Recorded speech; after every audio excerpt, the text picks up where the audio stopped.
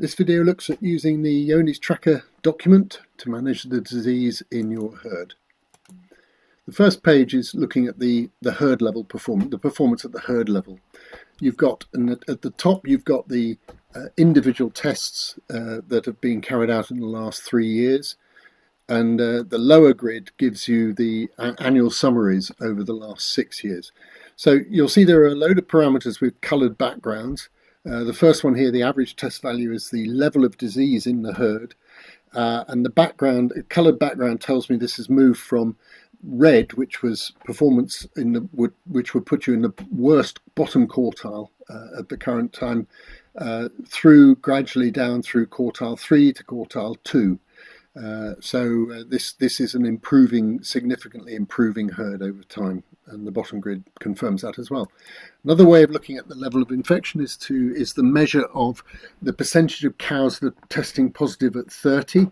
This is really important to do because if you've got a herd that's got a low level, so 2% or less, the management decisions are really very easy because you've only got a handful of animals that are infected or showing positive for the disease. Whereas when you've got a higher percentage of cows testing positive, you've got a lot of animals, and you haven't got the freedom of decision making that you have when the numbers are much smaller.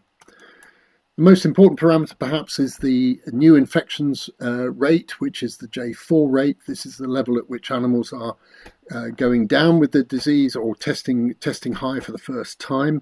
Essentially this is strongly correlated to the average test value is very strongly correlated to the level of new infections, and breaking that cycle is absolutely essential. So this herd has done very well, except they have suddenly they've got an appearance of a high level of J4s in lactation 1 cows, which needs to be looked at.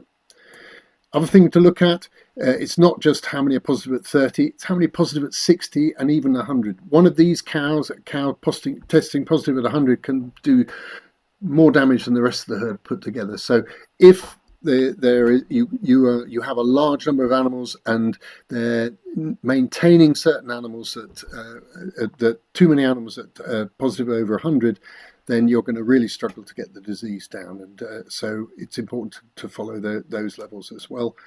The service and exit, this gives us a measure of the likelihood that a cow that is confirmed as a J5 will be served or removed from the herd relative to a cow that is negative.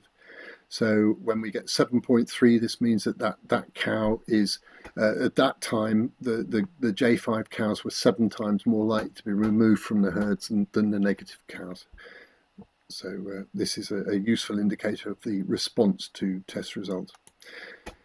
It's worth then going to the very back page where you've got a quick summary of the spread of this is average test value across the national database to nearly 2,000 herds, and you can see the position of your herd where they are. So this herd is in quartile 2, but equally you can also see where they were 3 years ago. So this herd, if they hadn't changed from where they were 3 years ago, they would be up here. So this is a herd that is significantly improving, and this is what we want. Then we go on to page 2, which we're now looking at the individual animals. You get a list of every animal that has a test that is in the herd that has tested high with a 30 or higher for Johne's disease. They're listed in descending order of how many times. So this cow's had 15 high tests, whereas this one down here has only had the 1. Yeah, we also show you, it's really important that these cows are tagged or identifiable as Johne's risks and not for breeding, and kept away from negative cows and the clean calving areas around calving time. We also give you the highest test results. So this cow's reached 152, whereas this cow's only reached 85 or 34, and so on and so forth. Whether they're a priority cull, it can be a bit blunt, so we would also suggest you should look at the individual Johne's values for each of those cows to understand how the disease is working within that herd. Just to give you how we define those, you'll see the C's, those are calvings. So first calving, 2 tests. second calving, 4 tests, third calving, and so on. So we can monitor, we can follow the spread of the disease. This animal was low for the first 3 lactations. Just at the end, she went higher, not yet classified as positive, but suspicious. Then she had another calving. Following that calving, she did nothing but go inexorably up. That is a progressor cow, increasingly dangerous. She is a priority cull, but these are exactly the sort of animals that are spreading the disease and need to be controlled or removed from the herd at the earliest opportunity. Contrast that to this cow's had a similar number of high tests in her life, but she's never gone above 49. She started quite badly and went up to 49 quite soon, but since then she's had the disease sort of under control, and so this is what we would call a non-progressor or coper cow. She manages to keep a lid on the worst of the infection, and so if you were in a position where she was the only cow in the herd with Johne's, then of course you would recommend her to be removed. But if there are many cows like this one at the top that should be removed before you consider this animal for removal, to minimise the impact, the economic impact on the farm. Back on the list of animals, you've also got the lactation they're in, their fertility status, and it's worth looking also discussing the how many of the cows are daughters of cows with the Johne's history as well. If they've been testing for long enough, you will get this in this herd. Nearly half the cows that are positive are daughters of cows with a Johne's history. So really important, and of course that means if there will be daughters of theirs that are also a future risk for the disease. But we'll come back to those in a minute.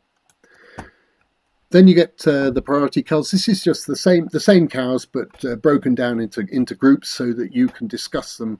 So you can have a discussion about priority culls. Priority cull, you just need 2 consecutive tests over 60 or a single test over 100. So discuss each one of these as a test case. Why are they here, still in the herd, and how do you manage them out of the herd and minimize their impact and the risk that they will infect other cows in the process. And again, you can have a look at the progeny, how many of those are progeny of Johne's cows as well. Then there's the new infections, very important. Again, you can look at those 3 cows that have come through from the first lactation. How did they slip through? Is there anything common? Were they born at the same time? Were they born in the same pen? Is there a reason behind this? And so on and so forth. Then the cows positive at 30, they're no longer positive. The cows that are no longer positive, previously high. It's all worth considering animal by animal, and also the positives not tested. So these cows should all be dry. The reason they're not tested because they're dry doesn't mean they're not dangerous animals and should be considered. And finally, you've got the heifers. These are the heifers in the herd that we're aware of that are daughters of Johne's positive cows. So are they? It doesn't mean you don't bring them into the herd, but it would be sensible to serve them to beef. It would be sensible to treat them as a Johne's risk and to not breed your replacements from them. Remember also that if an animal has not, if the dam has not been tested, then we can't tell you about the heifer at all. So bear that in mind. And then finally, back to this, the last page gives you that national test, and you can see where the herd is, but you can also see the progress that's been made over the last 3 years. And this herd has made spectacular progress, and this is what we want. I hope that's been useful. Please, it's all about minimizing risk and doing your best. Thank you.